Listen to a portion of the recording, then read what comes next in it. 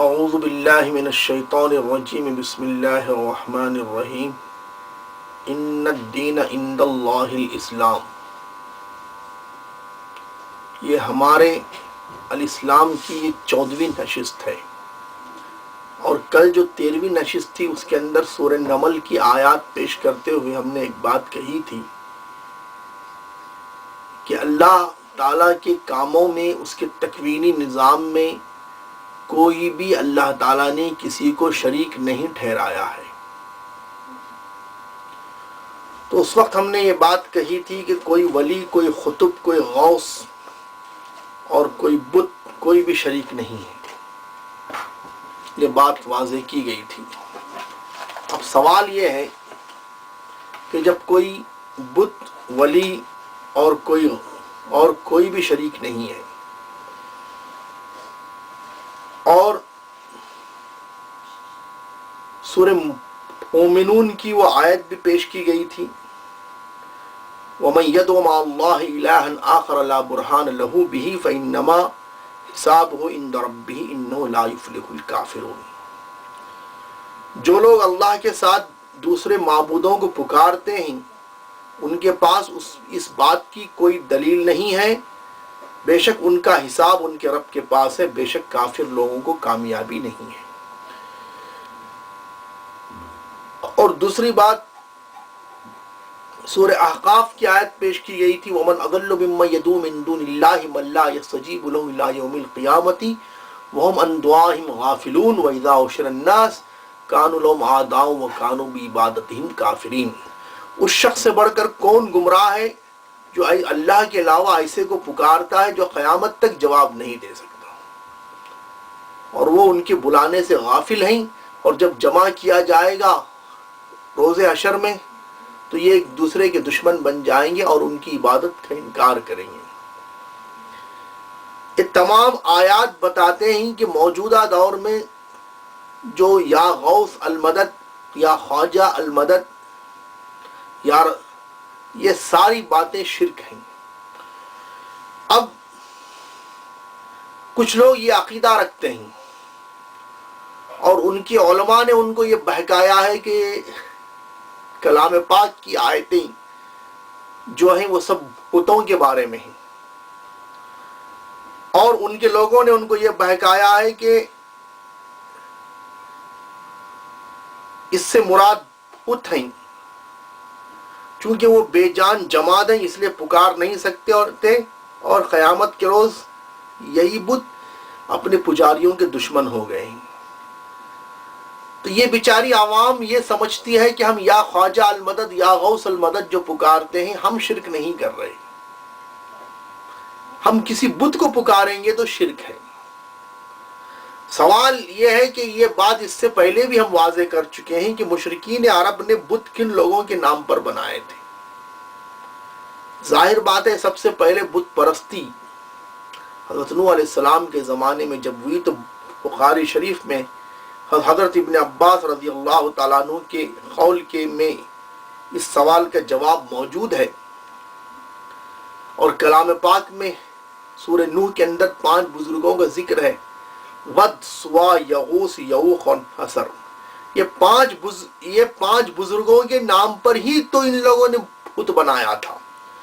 With, سوا، یغوث، یعوق اور نصر یہ نیک بندوں اور بزرگوں کے نام ہیں، اور مشرکین عرب نے انہی بزرگوں کے بت بنا کر انہیں پوجنا اور پکارنا شروع کر دیا تھا.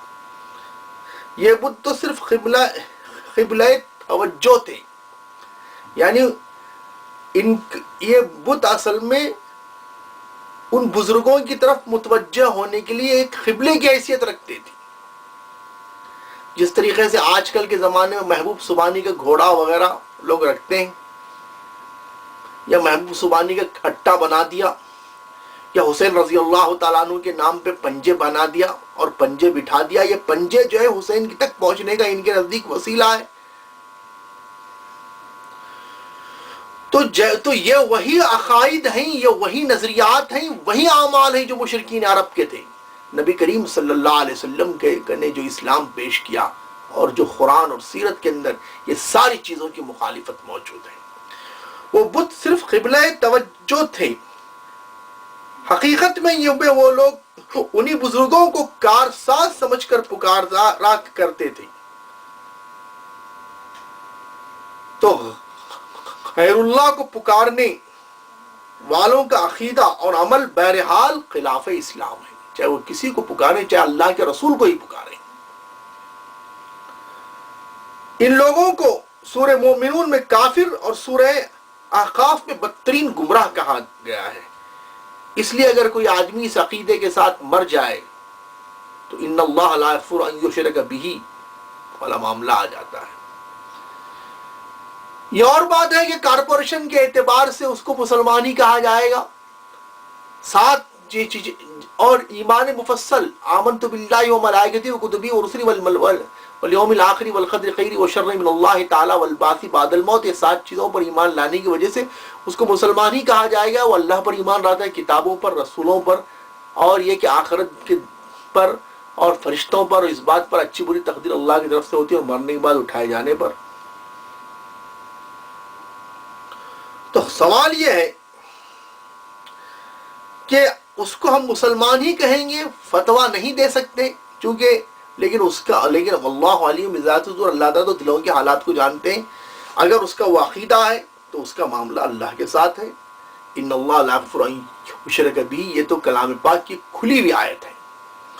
بہرحال اللہ تعالیٰ ان سب چیزوں سے ہمیں حفاظت فرمائے۔ اللہم ارنا الحق حقا وارزقنا اتباعہ وارنا الباطل باطلا وارزقنا اجتنابہ۔ تو غیر اللہ کو پکارنے والوں کا عقیدہ اور عمل بہرحال خلاف اسلام ہے۔ ان لوگوں کو سورۃ المؤمنون میں کافر اور سورہ احقاف میں بدترین گمراہ کہا گیا ہے۔ اس لیے ان کی پکار اور دعا اس عقیدے پر مبنی ہوتی ہے، اس لیے کہ ان کی پکار اور دعا اس عقیدے پر مبنی ہوتی ہے کہ جنہیں پکارا جاتا ہے وہ غیبی تکوینی طاقت کے مالک ہیں، اور بلا شبہ ایسا عقیدہ مشرک ہے، شرک ہے، ایسا عقیدہ شرک ہے۔ جو یا خواجہ المدد یا غوث المدد کہہ کر کوئی پکارتا ہے اور یہ سمجھتا ہے کہ شیخ عبد القادر جیلانی ہماری آواز سن کر ہماری مدد کر سکتے ہیں، تو شرک عقیدہ ہے۔ خرق عادت کے طور پر اللہ تعالیٰ اگر کسی کو آواز کسی وقت سنا بھی دے، جیسا کہ بدر کے کنویں میں پھینکنے کے وقت سرداران کفار کو اللہ تعالیٰ نے حضرت رسول اللہ صلی اللہ علیہ وسلم کی آواز سنائی تھی، تو اللہ کے سنانے پر تو وہ سن لیں گے، لیکن جواب نہیں دے سکتے اور نہ کسی کی امداد کر سکتے ہیں، اور نہ وہ سننے میں اختیار رکھتے ہیں، اور نہ وہ مدد کرنے کا نہ وہ مدد کرنے کے اختیار رکھتے ہیں، تو ان کو پکارنا بیکار ہے، چونکہ امر تکوینی میں کوئی تصرف نہیں کر سکتا۔ اور قرآن کا اعلان ہے انک لا تسمع الموتى، آپ مردے کو نہیں سنا سکتے، فإن وما انت بمسمع من في القبور، آپ مرنے والوں کو، آپ جو لوگ قبر میں پہنچے ان کو آپ نہیں سنا سکتے۔ اللہ تعالیٰ اگر معجزے کے طور پر سنا دے، جیسے جنگ بدر کا واقعہ ہے کہ حضور صلی اللہ علیہ وسلم جنگ بدر کے وقت کفار کے بڑے بڑے سرداروں کو ایک کنویں میں ڈال رہے تھے اور ایک ایک سے خطاب کر رہے تھے کہ تم لوگوں نے میری نبوت کو جھٹلایا، اور 3 دن کے بعد بھی آپ نے جب بدر سے روانہ ہوتے وقت آپ اسی کنویں پر گئے اور پکار کر کہا آپ نے عتبہ شیبہ تم لوگوں نے میری مخالفت کی، یہ ساری باتیں کہی آپ نے۔ تو حضور صلی اللہ علیہ وسلم جو ان کو پکارے، تو حضرت عمر فاروق رضی اللہ تعالیٰ عنہ نے کہا یا رسول اللہ آپ مردوں سے خطاب کر رہے ہیں؟ تو اللہ کے رسول صلی اللہ علیہ وسلم نے فرمایا کہ یہ سنتے ہی جواب نہیں دے سکتے، یہ ایک معجزہ تھا۔ تو اللہ تعالیٰ اگر کسی کو سنا دے وہ اور بات ہے، لیکن اللہ تعالیٰ سنا ہی دے یہ کوئی ضروری نہیں ہے، اور ہم کسی کو پکار نہیں سکتے، سیدھی سی بات ہے۔ اور اللہ کے رسول صلی اللہ علیہ وسلم کی دنیا سے چلے جانے کے بعد اتنے اختلافات ہوئے، صحابہ نے کی یا رسول اللہ المدد نہیں پکارا۔ سیدھی سی بات ہے، یہ چیز جو ہے حدیث قرآن اور حدیث سے کہیں ثابت نہیں ہے، یا غوث المدد یا خواجہ المدد کہنا کہیں سے ثابت نہیں ہے۔ تو حاصل یہ نکلا یا غوث المدد یا خواجہ المدد پکارنا شرک ہے۔ یہ عقیدہ جو ہے اسلام کے خلاف ہے، شرک ہے۔ اور جو علماء یہ گمراہ کرتے ہیں کہ یہ کہتے ہیں کہ کلام پاک میں غیر اللہ کو پکارنے والی جو آیتیں وہ بتوں کو پکارنے کی، تو اس کا جواب ہم نے آپ کے سامنے واضح کر دیا کہ ٹھیک ہے، بت، ود، سوا، یغوث، یعوق، نصر، یہ 5 بزرگان دین کے ہی نام ہیں۔ بت ان کے لیے قبلہ، صرف قبلہ توجہ تھے۔ اور جو بھی بت پرست ہوتا ہے، ہر بت کے پیچھے کسی نہ کسی کی تاریخ رہتی ہے، چاہے وہ فرضی تاریخی کیوں نہ ہو، چاہے وہ خیالی تصوری کیوں نہ ہو، یہ رہتا ہے۔ اور دوسری بات، یہ بات بھی آپ کو بتلایا جا چکا ہے کہ مشرکین میں جو شرک تھا وہ بتوں کو بھی پکارتے تھے، اور بتوں کو قبلہ توجہ سمجھ کر بالفاظ دیگر اپنے بزرگوں کو بھی پکارتے تھے، فرشتوں کو بھی پکارتے تھے، نبیوں کو بھی پکارتے تھے۔ اور قرآن سے ثابت ہے کہ عیسیٰ علیہ السلام کو ابن اللہ کا بھی عقیدہ تھا، نصارہ کا اللہ کا ایک حصہ ہونے کا بھی عقیدہ تھا، اور براہ راست عیسیٰ کو اللہ مانتے تھے، جیسا کہ سورہ مائدہ کے اندر یہ بات گزر چکی ہے کہ اللہ تعالیٰ سوال کریں گے عیسیٰ علیہ السلام سے، تو عیسیٰ علیہ السلام انکار کریں گے۔ اور پھر یہ کہنا کہ صرف بت ہی مراد ہیں، یہ غلط بات ہے، یہ جہالت والی بات ہے۔ آپ کو سورہ نحل کی آیت میں بھی بتلایا جا چکا ہے، اس سے پہلے سورہ جب ہماری چونکہ مختلف نشستیں ہیں اور یہ کہ الہ کے تعلق سے بہت ساری آیتیں پڑھی گئی ہیں، تو والذین یدعون من دون، اس وقت یہ آیت پڑھی گئی اور وہاں اس کی وضاحت کی گئی ہے۔ سورہ نحل کی آیت نمبر 30، مطلب یہ کہ آیت نمبر 20، 21، 22 کے اندر اس کی وضاحت کی گئی ہے کہ جب یہ سورہ نحل چونکہ 14ویں پارے میں ہے، والذین یدعون من دون اللہ لا يخلقون شيئا وهم يخلقون اموات غیر احیاء وما يشعرون ایان یبعثون الہکم الہ واحد والذین لا یؤمنون بالآخرۃ قلوبهم منکرۃ وهم مستکبرون۔ جن کو یہ لوگ پکارتے ہیں یہ اللہ کے سوا کچھ بھی نہیں پیدا کر سکتے، یعنی جن لوگوں کو یہ پکارتے ہیں اللہ کو چھوڑ کر، یہ کچھ بھی نہیں پیدا کر سکتے، یعنی سب کچھ پیدا کرنے والا اللہ ہے، وہ خود پیدا کیے گئے ہیں، مردے ہیں، زندہ نہیں، اموات غیر احیاء وما یشعرون ایان یبعثون، یہ نہیں جانتے کہ کب اٹھائے جائیں گے۔ اور کارساز تمہارا ایک ہی ہے، مگر جو لوگ نہیں مانتے ہیں آخرت کو، ان کے دل توحید کو بھی نہیں مانتے، وہ تکبر اور فخر کرتے، غرور کرتے ہیں، یعنی حق بات کو قبول نہیں کرتے۔ سیاق کلام سے معلوم ہوتا ہے کہ الہ اور کارساز اور مشکل کشا وہی ہو سکتا ہے جو خالق ہو، مخلوق نہ ہو، زندہ ہو، مردہ نہ ہو، اور جسے یہ علم ہو کہ مردے کب قبروں سے اٹھائے جائیں گے، یعنی روز حشر کا علم، کب قیامت برپا ہوگی اس کا علم۔ اور یہ اوصاف چونکہ صرف اللہ کو حاصل ہیں، اس لیے ان صفات الوہیت کے ذکر کے بعد فرمائیں کہ تمہارا کارساز ایک ہی ہے، دوسروں کو یہ مقام حاصل نہیں ہے۔ اس لیے کہیں غیبی مدد کے لیے پکارنا بیکار ہے، لیکن مشرکین چونکہ فکر آخرت اور عقید آخرت نہیں رکھتے، اس لیے تکبر اور غرور نفس میں مبتلا ہیں، اور توحید کے دلائل میں غور و فکر کرتے ہی نہیں، ورنہ ایک واضح اور مسلمہ حقیقت ہے کہ جو خود دوسروں کا پیدا کردہ ہو اور بے جان ہو، جس کو خود دوسروں نے پیدا کیا ہو، یعنی اللہ کا پیدا کیا ہو، اور اسے یہ بھی معلوم نہ ہو کہ کب قبر سے اٹھائے جاؤں گا، وہ مختار کل کیسے ہو سکتا ہے، اور غیبی مدد کے لیے پکارنے والوں کی پکار کیسے سن سکتا ہے؟ مردے ہی زندہ نہیں اور نہیں جانتے ہیں کہ کب اٹھائے جائیں گے۔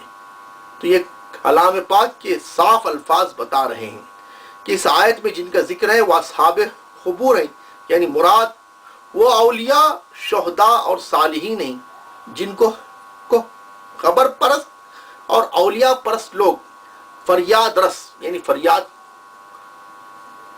پوری کرنے والا، یعنی فریاد رسی کرنے والا، آپ کی فریاد کی مراد پہنچانے والا، مشکل کشا یعنی مشکلوں کو حل کرنے والا،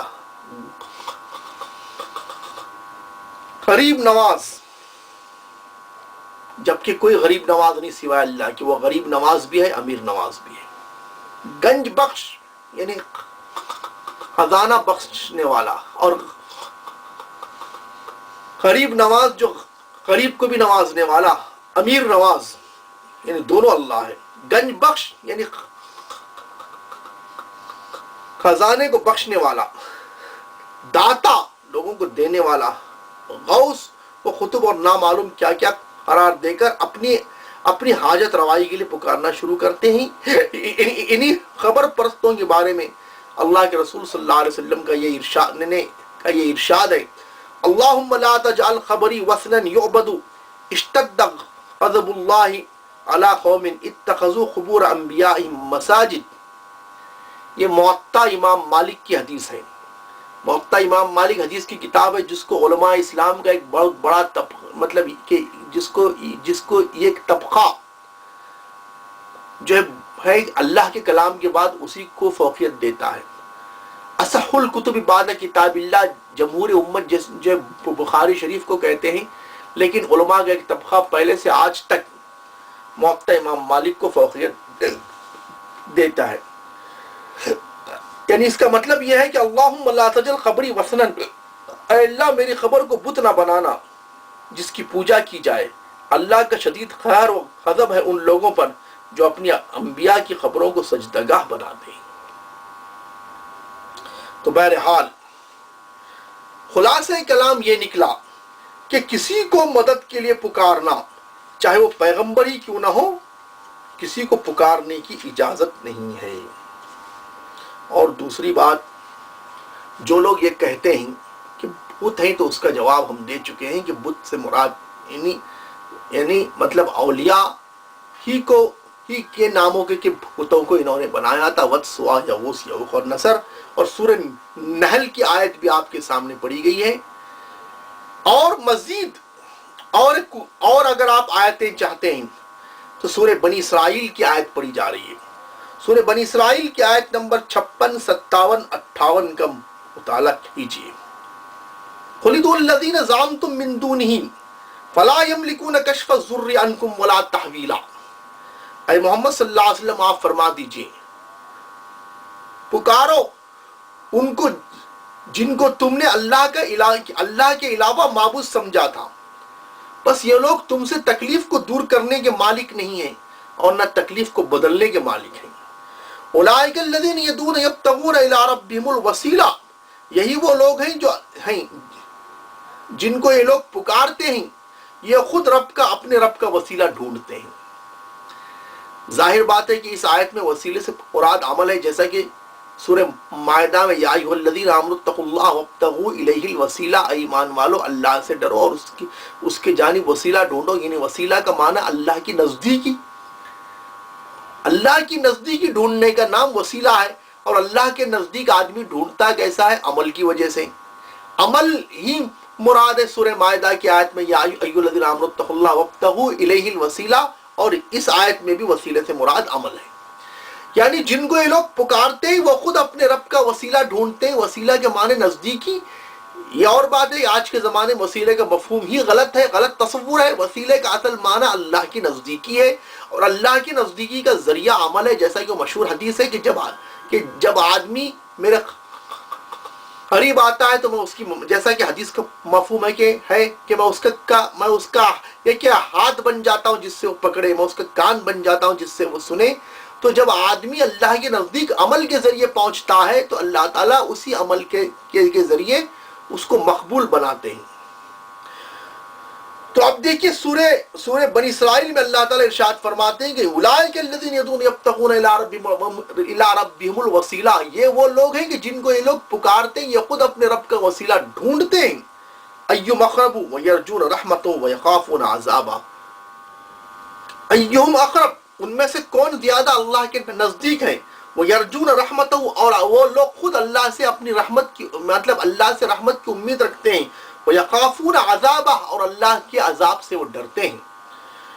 ان عذاب ربی کا کان محذورا، بے شک آپ کا رب کا عذاب جو ہے بچنے کی چیز ہے، یعنی وہ اس قابل ہے کہ اس سے ڈرا جائے، اس سے بچا جائے۔ وَإِن مِّنْ قَرْيَةٍ إِلَّا نَحْنُ مُهْلِكُوهَا قَبْلَ يَوْمِ الْقِيَامَةِ أَوْ مُعَذِّبُوهَا عَذَابًا شَدِيدًا كَانَ ذَلِكَ فِي الْكِتَابِ مَسْطُورًا۔ کوئی کتاب، کوئی بستی ایسی نہیں ہے مگر ہم جب اس کو قیامت سے پہلے جب ہلاک کرتے ہیں یا سخت عذاب دیتے ہیں، یہ بات تقدیر میں لکھی ہوئی ہوتی ہے۔ یعنی انسان خود جب چاہتا ہے تو یہ چیزیں ہوتی ہیں۔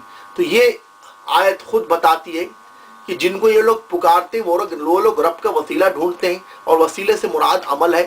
تو ظاہر بات ہے کہ اگر بت مراد ہے تو بت تو وسیلہ ڈھونڈتے نہیں، جیسا سورہ نحل کی آیت میں ہے کہ ان کو یہ بھی معلوم نہیں کہ کب اٹھائے جائیں گے۔ تو ظاہر بات ہے کہ اٹھایا یعنی پاس بعد الموت کا عقیدہ انسان رکھتا ہے یا نہیں؟ آمنت باللہ وملائکتہ وکتبہ ورسلہ والیوم الآخر والقدر خیر وشر من اللہ تعالی والبعث بعد الموت۔ بعث بعد الموت کا مطلب ہے کہ مرنے کے بعد اٹھائے جانا، یہ برحق ہے، اور ان کو یہ پتا نہیں کب اٹھائے جائیں گے۔ سورہ نحل کی آیت میں تو اس سے مراد جو بت نہیں ہو سکتے، اور یہاں سورہ بنی اسرائیل کی آیت میں اولئک الذین یدعون یبتغون الی ربہم الوسیلہ، یہی وہ لوگ ہیں جن کو یہ لوگ پکارتے ہیں، یا لوگ اپنے رب کے پاس وسیلہ ڈھونڈتے ہیں، یعنی عمل کے ذریعے رب کا قرب چاہتے ہیں۔ تو ظاہر بات ہے کہ اگر بت مراد ہے تو بت وسیلہ تو ڈھونڈتا نہیں، اگر پتھر کا بت ہے تو وہ تو اللہ تعالیٰ کا وسیلہ ڈھونڈتا ہی نہیں ہے۔ تو معلوم ہوا کہ بت مراد لے کر کے ان آیات پر سرسری نظر سے گزر جانا یہ جو ہے جہالت اور کتمان حق ہے، اور تلبیس حق بھی ہے۔ جو علماء عوام الناس کو ان چیزوں میں گمراہ کر رہے ہیں وہ خود اس کے ذمہ دار ہیں۔ اور دیکھیے سورہ کہف کے اندر اللہ تعالیٰ ارشاد فرماتے ہیں افحسب الذین کفروا ان یتخذوا عبادی من دونی اولیاء انا اعتدنا جہنم للکافرین نزلا۔ کیا کافر، یعنی سورہ کہف آیت نمبر 102، کیا یہ کافروں نے یہ سمجھ رکھا ہے کہ میرے بندوں کو میرے علاوہ کارساز اور مشکل کشا بنا لیں؟ اور یہ کیا ان کا یہ گمان ہے؟ بے شک ہم نے کافروں کے لیے جہنم کو ان کی مہمان نوازی کے طور پر تیار کر رکھا ہے، ان کافروں کے لیے۔ تو بہرحال خلاصہ کلام یہ ہے کہ قرآن میں شرک کی آیتیں، غیر اللہ کو پکارنے کی جتنی بھی آیتیں ہیں، ان سب کو بت سمجھ کر کے نظر انداز کرنا یہ جو ہے عقل مندی نہیں ہے۔ شرک کی جس کی جو بھی قسم ہے اس سے بچنا بہت ضروری ہے۔ اور کافر کی جو آیتیں ہیں، اچھا قرآن میں اس سے پہلے بھی ہم اس بات کی وضاحت کر چکے ہیں کہ کافر اور یہ بھئی یہ کافروں کے لیے، یہ کافروں کی بات ہے۔ کافروں کی صفت اگر آپ کے اندر ہے تو پھر آپ کو کیا بولیں گے؟ ارے کافر تو بھئی تم سے اچھے تھے کہ کافر اللہ کو پکارتے تھے، کمبخت، وہ کمبخت اللہ کو پکارتے تھے، شرک نہیں کر، جو ہے مطلب ہے کہ اللہ کے ساتھ پکارنے میں شریک ٹھہراتے تھے، پکارتے تھے اللہ کو، مگر اللہ کو پکارنے کے بعد وہ شریک ٹھہراتے تھے۔ جنگ بدر کا واقعہ سامنے ہے آپ کے کہ ابو جہل نے خانہ کعبہ کے غلاف پکڑ کر کے کیا دعا کیا تھا؟ اے اللہ ہم میں اور محمد کے درمیان جو حق پر ہے ان کے حق میں فیصلہ کر دے، اللہ ہی سے دعا مانگ کے گیا تھا۔ ابو سفیان جب قافلے کو بچا کے لے کے نکلا تو کیا بولا تھا؟ قد اجا اللہ فرجو، اللہ نے بچایا، لوٹ جاؤ۔ پکارتے تھے وہ اللہ کو، شرک ٹھہراتے تھے بتوں کو۔ اور یہ کیا بات ہے کہ وہ پکارے ڈائریکٹ اللہ کو اور بتوں کو شریک ٹھہرا کر وہ مشرک بن گئے، اور ہم ڈائریکٹ غیر اللہ کو پکار کر کے یا غوث المدد کہہ کر ہم مسلمان بن گئے۔ یہ کیسی انصاف ہے؟ اسی کا یہی تو رونا ہے جس کو الطاف بن حالی نے کہا ہے، جس کو ہم پہلے بھی نقل کر چکے ہیں کہ کرے غیر گر بت کی پوجا تو کافر، یہ جیسا کہ مسدس حالی کے اندر یہ مشہور شعر ہے، کرے غیر گر بت کی پوجا تو کافر، جو ٹھہرائے بیٹا خدا کا تو کافر، جھکی آگ پر بہر سجدہ تو کافر، کواکب میں مانے کرشمہ تو کافر۔ بڑی زبردست بات کہی الطاف حسین حالی نے، کرے غیر گر بت کی پوجا تو کافر، یعنی غیر اگر بت کی پوجا کرے تو کافر ہے۔ ہم محبوب سبحانی کے جھنڈے کٹے پر جھکے تو بھی مسلمان ہیں، ہم پنجے کے سامنے جھکے تو بھی مسلمان ہیں، ہم درگاہوں کے سامنے جھکے تو بھی مسلمان ہیں۔ کرے غیر گر بت کی پوجا تو کافر، جو ٹھہرائے بیٹا خدا کا تو کافر، یعنی غیر اللہ یہود اور نصارہ ٹھہرائے تو کافر۔ جھکے آگ پر بہر سجدہ تو کافر، کافر آگ کے سامنے جھکتا ہے تو کافر ہو گیا. ہم مسلمان بتی لگانے کے بعد ایسا ایسا کریں تو مسلمان، اور ہمارے مسلمان پیسوں کو لے کر ایسا ایسا چومیں تو بھی مسلمان. جھکی آگ پر بہر سجدہ تو کافر. کواکب میں مانے کرشمہ تو کافر. کواکب کہتے ہیں ستاروں کو، یعنی ستاروں میں تاثیر مان رہا ہے اور کافر ہو رہا ہے وہ، یعنی غیر اگر مانا تو کافر ہوا. ہم شادی کرتے وقت خمر درخرب دیکھ کر شادی کرے تو بھی مسلمان ہو گئے. ہم شادی میں خمر درخرب دیکھتے ہیں، یہ بھی علم نجوم کا عقیدہ ہے کہ نہیں؟ غلط عقیدہ ہے کہ نہیں ہے؟ کیا مطلب خمر درخرب کا؟ خمر درخرب چاند بچو میں، یعنی یہ اشارہ ہے چاند کے منحوس ہونے کا، یعنی نعوذ باللہ من ذالک وہ دن کے منحوس ہونے کا. جبکہ ہم قرآن و حدیث میں غور کرتے ہیں کسی دن کو اللہ تعالیٰ نے منحوس نہیں کہا ہے. صرف قوم عاد فی ایام نحسات کا لفظ کہا ہے کہ وہ 7 دن اور ایک یعنی 7 رات اور 8 دن جو ان پر مسلسل عذاب آیا، 7 لیال و 8 ایام، تو فی ایام نحسات ان کے لیے وہ دن منحوس تھا جو ان کے لیے عذاب الہی. تو انسان کے لیے وہ گھڑی منحوس ہے جس میں اللہ ناراض ہے. شادی رکھنے کے لیے کوئی دن خمر درخرب، تو ہم خمر درخرب دیکھ کر کے بھی مسلمان ہیں. نعوذ باللہ من ذالک، یہ عقیدہ غلط ہے. اسی کو الطاف حسین حالی نے کہا کرے غیر اگر بت کی پوجا تو کافر، جو ٹھہرائے بیٹا خدا کا تو کافر، جھکے آگ پر بہر سجدہ تو کافر، کواکب میں مانے کرشمہ تو کافر. اور ہم خمر درخرب کیلنڈر دیکھ کے مسلمان. مگر مومنوں پر کشادہ ہیں راہیں، ان مومنوں پہ راستے کھلی ہیں. پرستش کریں جس کا جی چاہیں، نبی کو جو چاہے خدا کر دکھائیں، اماموں کا رتبہ نبی سے بڑھائیں. مزاروں پہ جا جا کے نظریں چڑھائیں، شہیدوں سے جا جا کے مانگیں دعائیں. نہ توحید میں کچھ خلل اس سے آئے، نہ اسلام بگڑے نہ ایمان جائے. یہ کیسا اسلام ہے بھائی کہ غیر اللہ کو پکارا جائے، مدد کی عقیدہ رکھا جائے، اور ڈائریکٹ غیر اللہ کو پکارے یا غوث المدد کہے، اور وسیلے کے پردے کے اندر اس کو چھپا دیا جائے، اور آپ پھر ایسے پکارنے والوں کو مسلمان کہا جائے. اور پھر وہ علماء جو ان کی رہنمائی کرنے کے بجائے ان کو یہ بتوں کی آیتیں کہہ کر کے ان کو نظر انداز کر رہے ہیں، یہ غلط بات ہے. دیکھیے وہ کفر ہمارے اندر بھی ہے تو وہ برا ہے، وہ شرک اگر ہمارے اندر ہے تو وہ بھی برا ہے. بہرحال تو کل کے درس میں جو ہم نے آیتیں پیش کی تھی سورہ نمل، اس کے اندر جو ہے یہ لایا تھا کہ غیر اللہ کو اللہ تعالیٰ اپنے امر تکوینی میں، کائنات کے نظام میں اللہ تعالیٰ کسی کو شریک نہیں ٹھہراتے.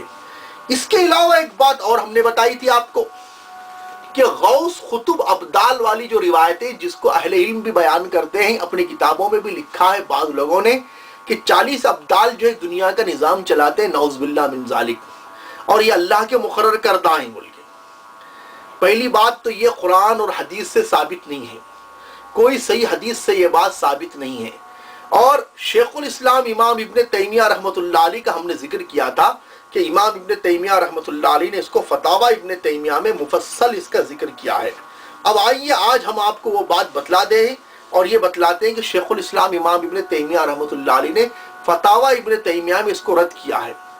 کیونکہ دیکھیے اللہ تعالیٰ اپنے اس کائنات کو چلانے میں کسی کا محتاج نہیں ہے، اور اللہ تعالیٰ نے اگر مقرر کیا ہے تو یہ غلط بات ہے یہ پہلی بات. اب یہ 40 کے جیسا کہ یہ تصور ہے کہ نعوذ باللہ من ذالک کے 40 ابدال ہوتے ہیں جو دنیا کا نظام چلاتے ہیں، ایک ابدال مر جاتا ہے تو 39 ابدال جمع ہوتے ہیں اور اس کی جگہ دوسرے کو مقرر کرتے ہیں، پھر کسی کو بٹھاتے ہیں، اس کے بعد اس کی تدفین ہوتی ہے. یہ ساری روایات شیخ الاسلام امام ابن تیمیہ رحمۃ اللہ علیہ جیسے مجاہد نے اس کو رد کر دیا ہے. اور علامہ ابن تیمیہ رحمۃ اللہ علیہ کا رد کرنا کوئی معمولی بات نہیں ہے. یہ اور بات ہے شیخ الاسلام امام ابن تیمیہ رحمۃ اللہ علیہ کے بارے میں کچھ اور ریمارک بھی ہے محدثین کا کہ یہ لوگ شرح میں جلد باز ہیں، تعدیل دیر سے کرتے ہیں، اس لیے ان کی مجمل جرح قبول نہیں کی جاتی، مفصل جرح قبول کی جائے گی. حضرت شیخ الاسلام امام ابن تیمیہ رحمۃ اللہ علیہ کے اوپر جیسا کہ ابھی واضح کی گئی یہ بات کہ ان کے اوپر یہ علامہ ابن جوزی اور علامہ ابن تیمیہ اور علی ابن مدینی، یحییٰ ابن معین، یہ تمام بڑے بڑے محدثین کے اوپر حضرات محدثین کا یہ فیصلہ ہے کہ یہ لوگ حدیث یہ لوگ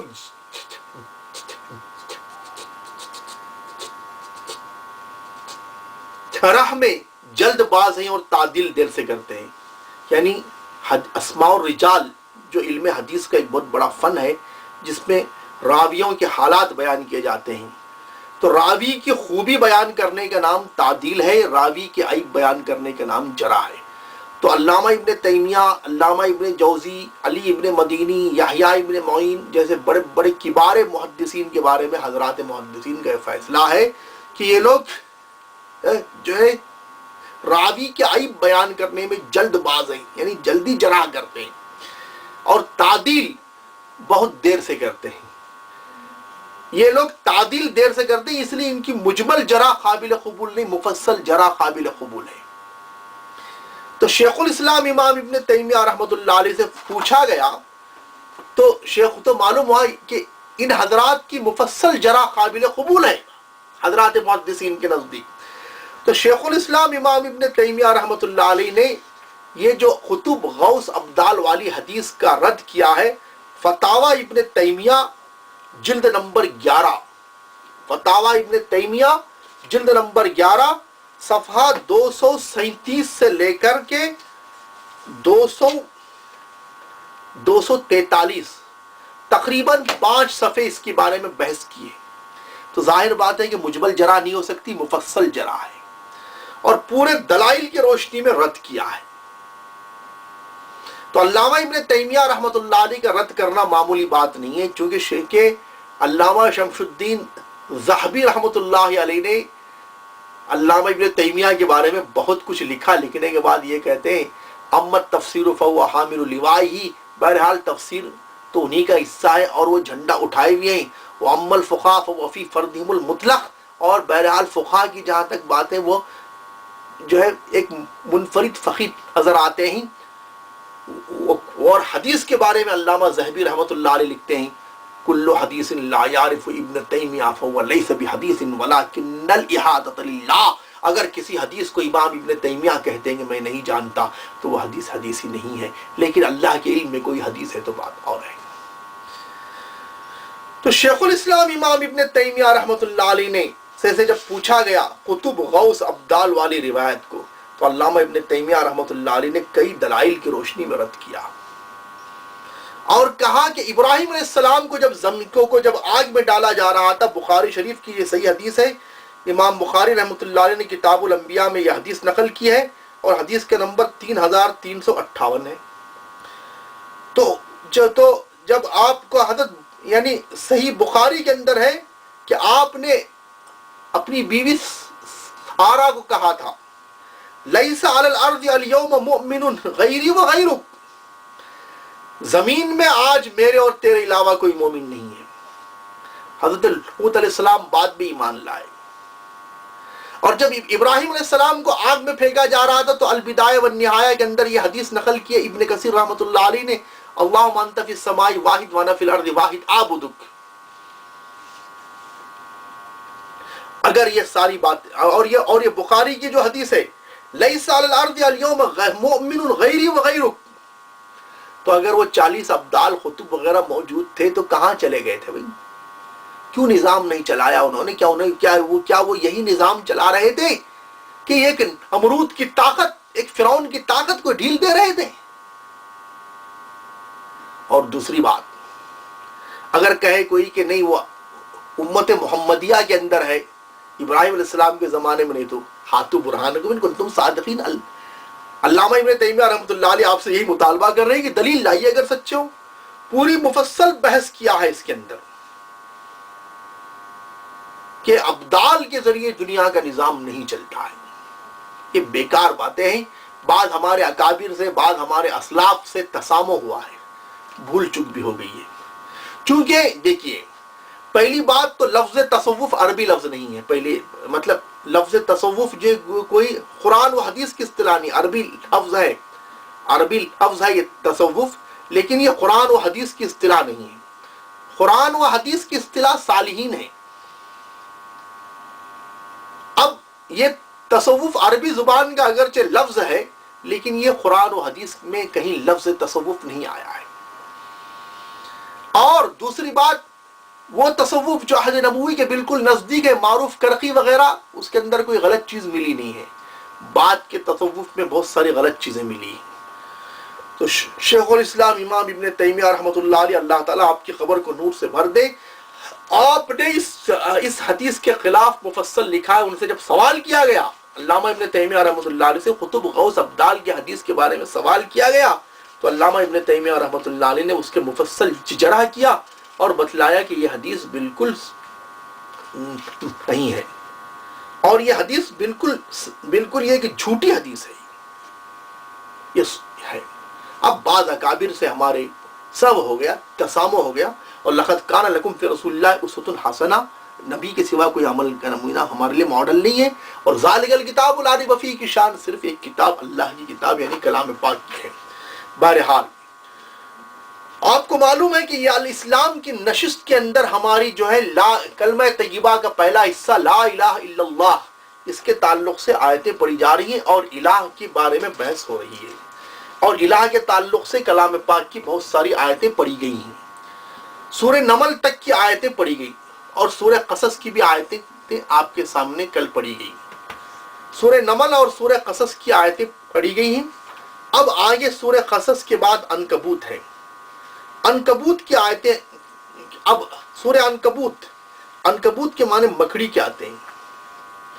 اور اللہ تعالیٰ نے شرک کرنے والوں کی مثال اس صورت میں دیا ہے، مثل الذین اتخذوا من دون اللہ اولیاء کمثل العنکبوت اتخذت بیتا ان اوہن البیوت لبیت العنکبوت لو کانوا یعلمون.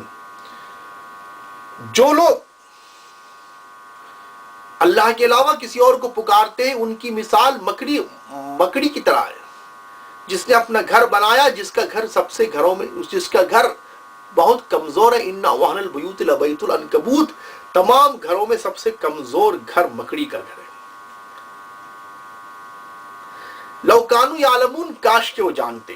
تو سورہ عنکبوت، چونکہ کل تک سورہ نمل اور سورہ قصص کی آیتیں پڑھی گئیں، اب سورہ عنکبوت کی آیتیں آپ کے سامنے پڑھی جا رہی ہیں. سورہ عنکبوت میں ایک ہی مقام پر جو ہے جہاں پر ایک ہی آیت میں الہ کا ذکر ہے، لیکن وضاحت کے لیے ہم آپ کے سامنے اور بھی آیتیں پڑھتے ہیں. یہ 21 سورہ عنکبوت یہ 20ویں پارے سے شروع ہوتا ہے اور 21ویں پارے میں ختم ہوتا ہے. 21ویں پارے کی یہ شروع کی آیتیں ہیں. چلیے، اتل ما اوحی الیک من الکتاب واقیم الصلاۃ ان الصلاۃ تنہی عن الفحشاء والمنکر ولذکر اللہ اکبر واللہ یعلم ما تصنعون.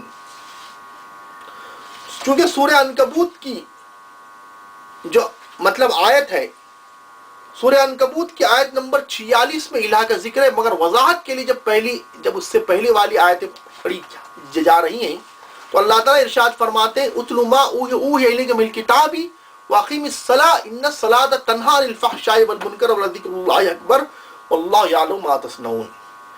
اتلو صیغہ امر ہے، اللہ کے رسول صلی اللہ علیہ وسلم کو خطاب ہے، اور جب اللہ کے رسول کو خطاب ہوتا ہے تو بالواسطہ امت کو بھی خطاب ہوتا ہے. اتلو ما، آپ تلاوت کیجئے اس چیز کی جو آپ کی جانب کتاب میں سے وہی بھیجی گئی، اور نماز کو قائم کیجئے، بے شک نماز بے حیائی اور برائی سے روکتی ہے. اب بہت سارے لوگ نماز پڑھتے ہیں، بے حیائی اور برائی سے کیوں نہیں رکتے؟ تو اس کی ان کی مثال ایسی ہے کہ گولی کھا لیتے ہیں، لیکن گولی کو ہضم کرنے سے پہلے گولی کو پھر الٹی کر دیتے ہیں، یعنی گولی کو نکال کے باہر کر ڈالتے ہیں. اگر کوئی آدمی گولی کھائے پھر اس کے بعد الٹی کر لے، اس کو ہو جائے، تو اب ظاہر بات ہے گولی کا تو اپنی گولی کی تاثیر تو اپنی جگہ بالکل برحق ہے. تو ویسے ہی معاملہ ہے، ان الصلاۃ تنہی عن الفحشاء والمنکر، بے شک نماز بے حیائی اور منکر سے روکتی ہے. تو ظاہر بات ہے ان الصلاۃ تنہی عن الفحشاء والمنکر اپنی جگہ صحیح ہے، بے شک نماز بے حیائی اور منکر سے روکتی ہے. لیکن اللہ تعالیٰ کو جو نماز مطلوب ہے، قد افلح المؤمنون الذین هم فی صلاتهم خاشعون، مومنین کامیاب ہو کے جو اپنی نماز میں خشوع کرتے ہیں. خشوع کا مطلب خائفون، اللہ سے ڈرتے ہیں، مخبتون اذلان، اللہ تعالیٰ کے سامنے جھکتے ہیں، اور یہ سب تفسیر جو خشوع کی ہے. تو اب اگر کوئی آدمی صرف اپنی خانہ پوری کرنے کے لیے نماز پڑھ رہا ہے تو ایسی نماز کے بارے میں علامہ ڈاکٹر اقبال کا مشہور شعر ہے، تیری نماز بے سرور تیرا امام بے حضور، ایسی نماز سے گزر ایسے امام سے گزر. ان الصلاۃ تنہی عن الفحشاء والمنکر، بے شک نماز بے حیائی اور منکر سے روکتی ہے. ولذکر اللہ اکبر، اور اللہ کا ذکر بہت بڑی چیز ہے. واللہ یعلم ما تصنعون، اور اللہ تعالیٰ جانتا ہے جو تم کرتے ہو. ولا تجادلوا اہل الکتاب الا باللتی ہی احسن، اور اہل کتاب سے بحث مت کرو مگر احسن طریقے سے، یعنی مجادلہ مت کرو مگر احسن طریقے سے. وجادلوا باللتی ہی احسن، یعنی اللہ تعالیٰ نے کہا نا ادعو الی سبیل ربک بالحکمہ والموعظۃ الحسنہ وجادلوا باللتی ہی احسن، اپنے رب کے راستے کی طرف بلاؤ حکمت سے اور بہترین نصیحت سے، اور ان کے ساتھ مجادلہ کرو اچھے طریقے سے. ولا تجادلوا اہل الکتاب، ان کے ساتھ اہل کتاب کے ساتھ بحث مت کرو مگر احسن طریقے سے، احسن عمدہ طریقے سے. مجادلہ اس کے اندر جو ہے سامنے والے کا لحاظ بھی رکھا جاتا ہے. الا الذین ظلموا منہم، سوائے ان لوگوں کے جو ان میں سے ظالم ہیں. وقولوا آمنا بالذی انزل الینا وانزل الیکم، اور ان سے کہو ہم ایمان لائے اس پر جو ہمارے پاس بھیجا گیا اور جو تمہارے پاس بھیجا گیا. یعنی جو ہم پر اتارا گیا یعنی کلام پاک، اس پر بھی ہم ایمان لائے، اور جو تم پر یعنی تورات انجیل وغیرہ اس پر بھی ایمان لائے، تمام آسمانی کتابوں پر ہم ایمان لائے. وَإِلَٰهُنَا وَإِلَٰهُكُمْ واحد، اور ہمارا اور تمہارا معبود ایک ہی ہے. وَنَحْنُ لَهُ مُسْلِمُونَ، اور ہم اسی کے فرما بردار ہیں. وَكَذَلِكَ أَنزَلْنَا عَلَيْكَ الْكِتَابَ وَكَذَلِكَ أَنزَلْنَا إِلَيْكَ الْكِتَابَ، اور اسی طرح ہم نے اتارا آپ کی جانب کتاب. فَالَّذِينَ آتَيْنَاهُمُ الْكِتَابَ يُؤْمِنُونَ بِهِ، پس جن لوگوں کو ہم نے کتاب اتاری ہے وہ اس پر ایمان رکھتے ہیں. وَمِنْ هَؤُلَاءِ مَن يُؤْمِنُ بِهِ، اور ان لوگوں میں سے بھی بہت سے لوگ اس پر ایمان لاتے ہیں. یعنی جو ہم نے کتاب اتاری ہے وہ ایمان لاتے ہیں، اور ان لوگوں میں سے بھی بہت سارے لوگ اس پر ایمان آ رہے ہیں.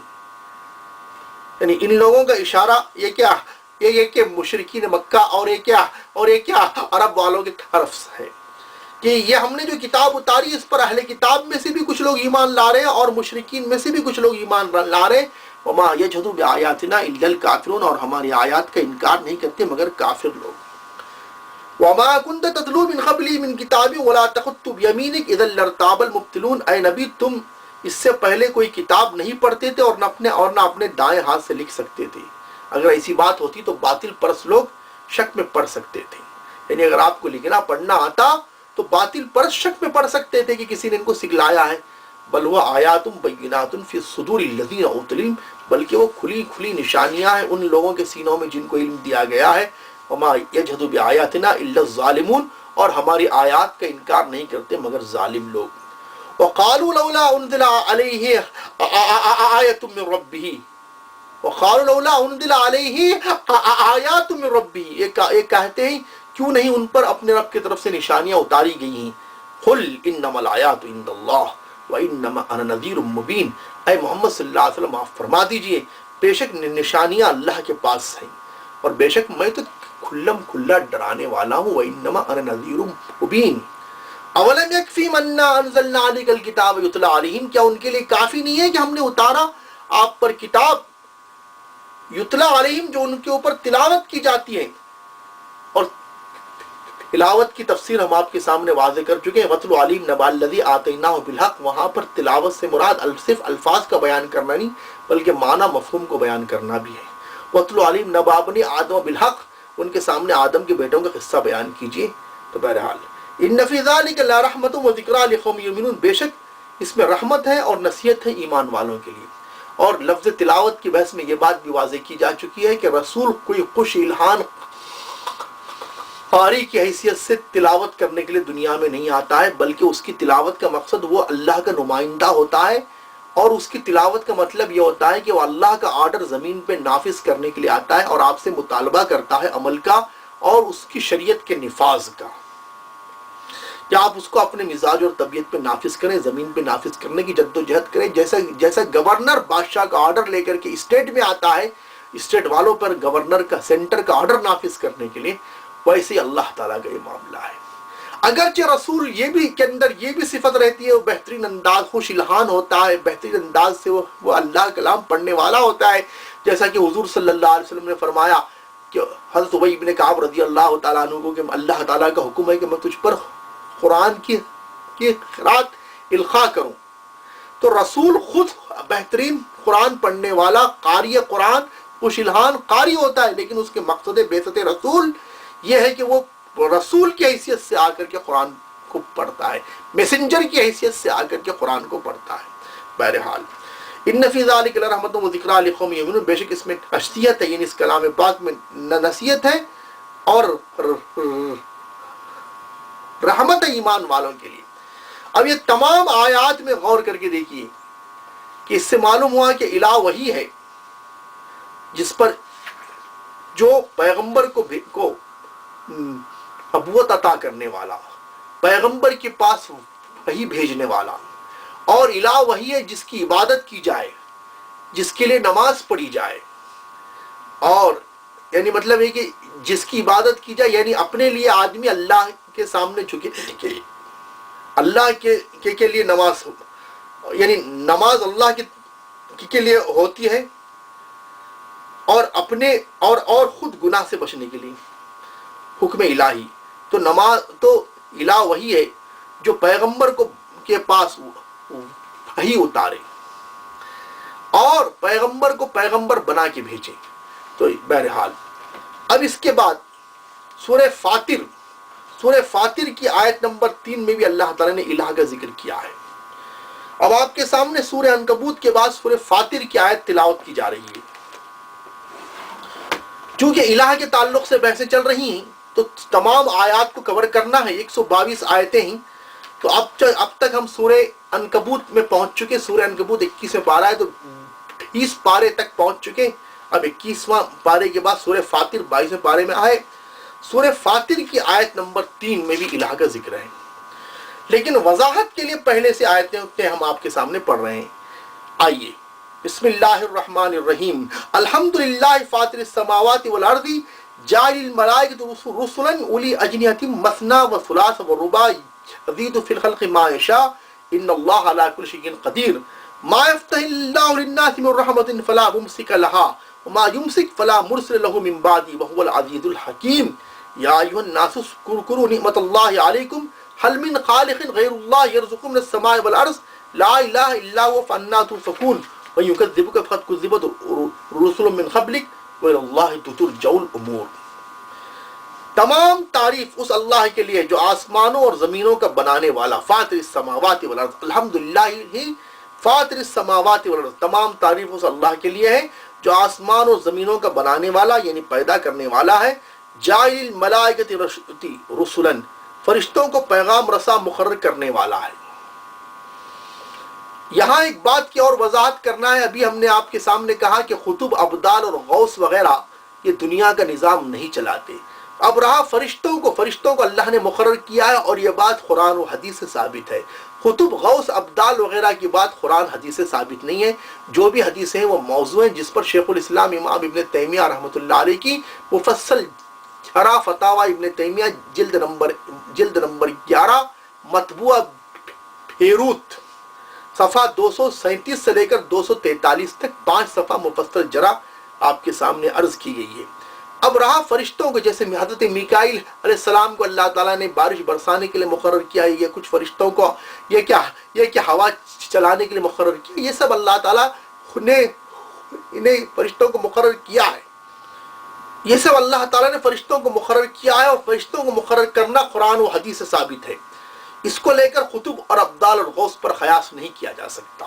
بہرحال جاعل الملائکۃ رسلا، جو فرشتوں کو پیغام رساں مقرر کرنے والا ہے. اولی اجنحۃ مثنی و ثلاث و رباع، ایسے فرشتے جن کے دو اور تین اور چار بازو ہیں. اب ظاہر بات ہے کہ یہاں 2 3 4 بازو کا جو ذکر ہے کہ ان فرشتوں کے بازو اور پروں کی کیفیت کیا ہے، اللہ تعالیٰ اس کو جانتے ہیں۔ بس اللہ تعالیٰ جب یہ بات کہہ رہے ہیں کہ ان فرشتوں کے انسانی زبانوں میں پرندوں کے بازوں کے لیے یہ لفظ اللہ تعالیٰ نے استعمال کیا ہے، اور مختلف فرشتوں کو اللہ تعالیٰ نے مختلف طاقتیں عطا کی ہیں، اور ایک ایک فرشتے کو اللہ تعالیٰ نے زبردست طاقت بھی عطا کی ہے۔ اور اسی لیے تو فرشتوں کے معاملے میں جب اللہ تعالیٰ نے کہا تو کفار نے مذاق بھی اڑایا کہ علیہا 19 کہ جہنم پر 19 فرشتے مقرر ہیں۔ تو کفار نے مذاق اڑاتے ہوئے کہا کہ ایک طرف تو جہنم میں اللہ تعالیٰ قیامت تک کے کفار کو ڈالنے کی بات کہہ رہے ہیں، اور دوسری طرف جہنم کی حفاظت کے لیے صرف 19 فرشتے۔ تو ابو جہل وغیرہ نے کہا کہ کیا تم لوگ اتنے گئے گزرے ہو کہ تم لوگ فرشتوں کا مقابل 19 فرشتوں کو ہٹا نہیں سکتے؟ تو ایک مشرک نے کہا 17 کو سے میں نمٹ لوں گا، 2 سے تم نمٹ نہیں سکتے؟ یہ کفار نے مذاق اڑاتے ہوئے کہا آپ صلی اللہ علیہ وسلم کا۔ تو اللہ تعالیٰ نے اس کے جواب میں کہا کہ یہ فرشتے ہیں، فرشتے کی طاقت کا اندازہ نہیں لگا سکتے۔ ایک فرشتہ پوری دنیا کو فنا کرنے کی بھی طاقت رکھتا ہے، اللہ نے اس کو طاقت بخشی ہے۔ ایک فرشتہ زمین کو الٹنے کی بھی طاقت رکھتا ہے، فرشتوں کی طاقت کا اندازہ نہیں لگا سکتے۔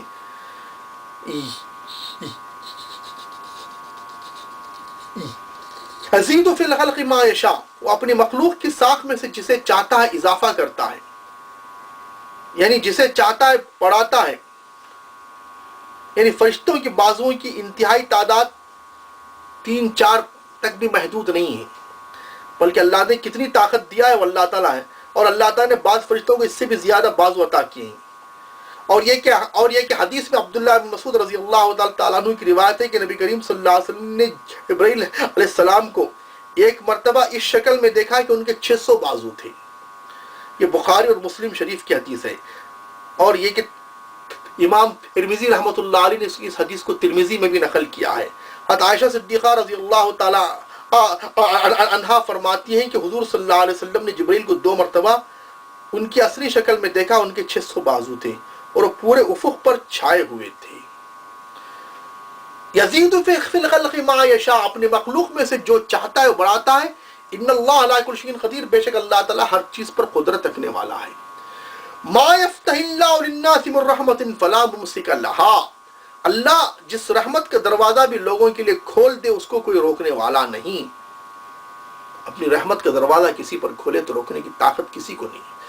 کلا نمد ہؤلاء وہؤلاء من عطاء ربک وما کان عطاء ربک محظورا، اللہ تعالیٰ ہر ایک کو زمین پر ڈھیل دے رکھا ہے جس کو، اور آپ کے رب کی عطا کو روکنے کی طاقت کسی کے پاس نہیں۔ اگر وہ فرعون کو خوب مال و دولت دے تو موسیٰ علیہ السلام کے پاس روکنے کی طاقت نہیں ہے۔ اگر وہ ابو جہل وغیرہ کو طاقت دے تو پیغمبر کو روکنے کی طاقت نہیں ہے۔ اور یہ اور بات ہے کہ اللہ تعالیٰ فنا بھی کر دے تو جو ہے وہ اللہ تعالیٰ طاقت دیتا بھی ہے، چھینتا بھی ہے، فنا بھی کرتا ہے۔ ابو جہل کو اللہ تعالیٰ نے 2 بچوں سے اس کی زندگانی ختم ہو گئی، فرعون اور پانی۔ فرعون کو اللہ تعالیٰ نے پانی کے ذریعے ختم کر دیا، بحر قلزم میں غرق کر دیا۔ ما یفتح اللہ للناس من رحمت فلا ممسک لہا، اللہ تعالیٰ رحمت کس لوگوں کے لیے اگر کھولے، کوئی رحمت کا کوئی حصہ کھولے، اس کی رحمت کو روکنے کی طاقت کسی کے پاس نہیں۔ ما یمسک فلا مرسل لہا، اور جسے اللہ تعالیٰ جس پر رحمت کا دروازہ بند کر دے اسے کوئی بھیجنے والا نہیں ہے، من بعدی، اس کے بعد۔ یعنی اللہ تعالیٰ کی شان ایسی ہے کہ وہ اگر رحمت کا دروازہ کھول دے تو اسے بند کوئی نہیں کر سکتا، اور اگر بند کرے تو کوئی کھول نہیں سکتا۔ کسی کے پاس اس دروازے کو کھولنے کی طاقت نہیں ہے۔ اس کا مقصود بھی مشرکین کی غلط فہمی کو رد کرنا ہے کہ اللہ کے بندوں میں سے کوئی انہیں روزگار دلانے والا اور کوئی اولاد عطا کرنے والا، کوئی ان کی بیماری کو تندرستی بخشنے والا اللہ کے سوا کوئی نہیں ہے۔ یہ تمام تصورات جو ان کی بالکل بے بنیاد ہے کہ اللہ کے علاوہ کوئی اور اولاد دینے والا، کوئی اور بارش دینے والا، یہ سب غلط عقیدے ہیں۔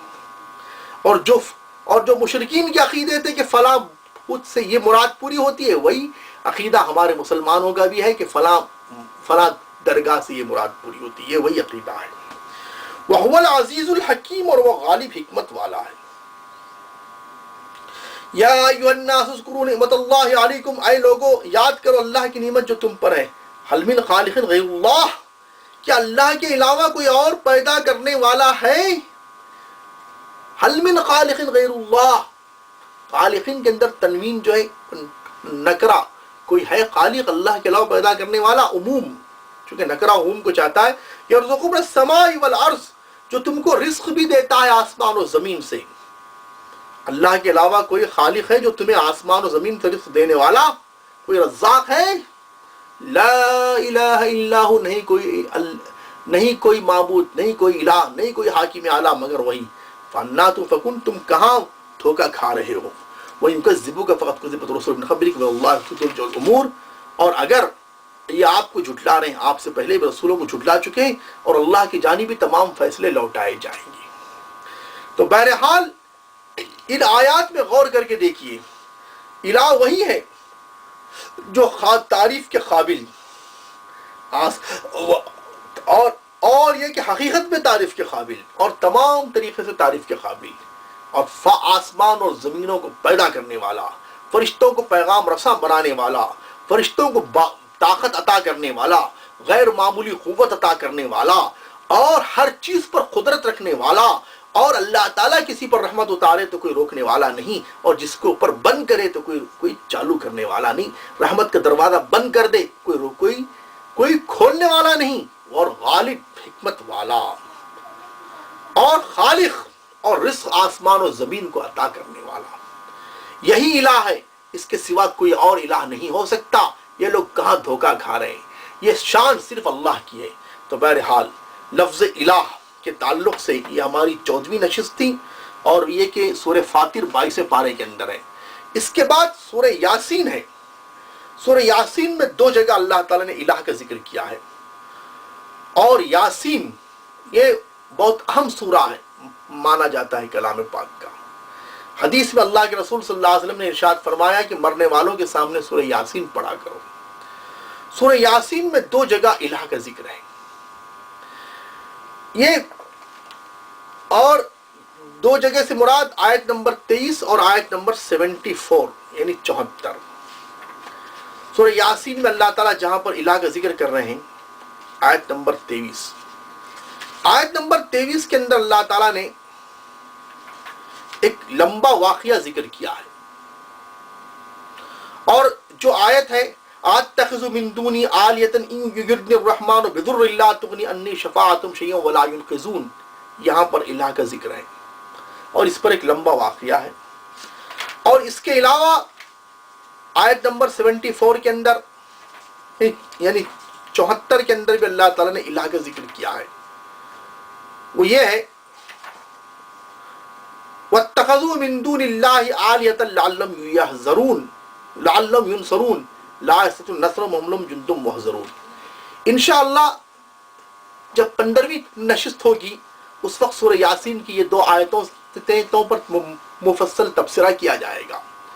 اب دعا فرمائیے کہ اللہ تعالی ہم تمام کو توحید پر قائم رکھے، چونکہ کائنات کی بنیاد جو ہے اور یہ اسلام کی بنیاد جو ہے توحید ہے، اور توحید ہی اسلام کا وہ عقیدہ ہے جس میں اسلام کے چمکتے ہوئے امتیازات نظر آتے ہیں.